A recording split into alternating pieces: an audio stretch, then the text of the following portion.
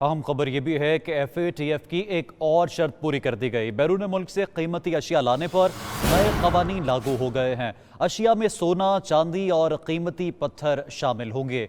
FATF की एक और शर्त पूरी हुई है। इस हवाले से मजीद जान लेते हैं इकराम हुती से। इकराम, बताइएगा कौन से नए कवानीन लागू होंगे इन कीमती अशिया को लाने में?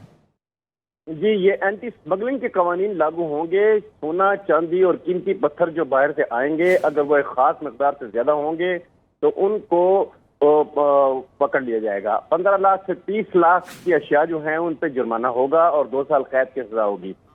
इससे ज्यादा जितने भी 30 लाख से 50 लाख वाले पर 200% जुर्माना होगा और 3 साल कैद की सजा होगी। अगर $1 करोड़ से ज्यादा की मालियत होगी तो उनकी मनकूला और गैर मनकूला जायदाद भी जब्त हो जाएगी। और ये इतनी सख्त सजाएं एंटी स्मगलिंग लॉ के तहत लगाई जाएंगी। और ये सजाएं इसलिए लगाई जा रही हैं कि FATF ने ये कहा था कि बाहर से लोग पैसे लाकर पाकिस्तान में तकसीम करते हैं, तखरीबकारी करवाते हैं, और ये एक पूरा सिलसिला है।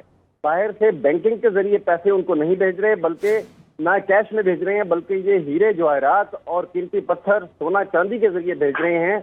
और ये चीजें यहाँ बेचकर, इनसे पैसे लेकर, और इसका अलग से कारोबार भी शुरू हुआ। ब्लैक मार्केट इसकी शुरू हो चुकी है। सोने, चांदी, कीमती पत्थर, हीरे जवाहरात, इन सब की एक ब्लैक मार्केट पाकिस्तान में वजूद में आ चुकी है। तो अब जो बाहर से लाएगा तो वो पकड़ा जाएगा। अगर वो लाएगा और कम मालियत का होगा तो उसको छोड़ दिया जाएगा, लेकिन अगर ज्यादा मालियत का है तो उसको साबित करना पड़ेगा कि वो इतना अमीर है और उसको इसकी जरूरत है। अगर साबित ना कर सका तो उन पर सजाएं लागू हो जाएंगी। ठीक है, इसलिए नए कवानीन लागू किए गए हैं। इकराम हुती इस्लामाबाद से आपने हमें आगाह किया, आपका शुक्रिया।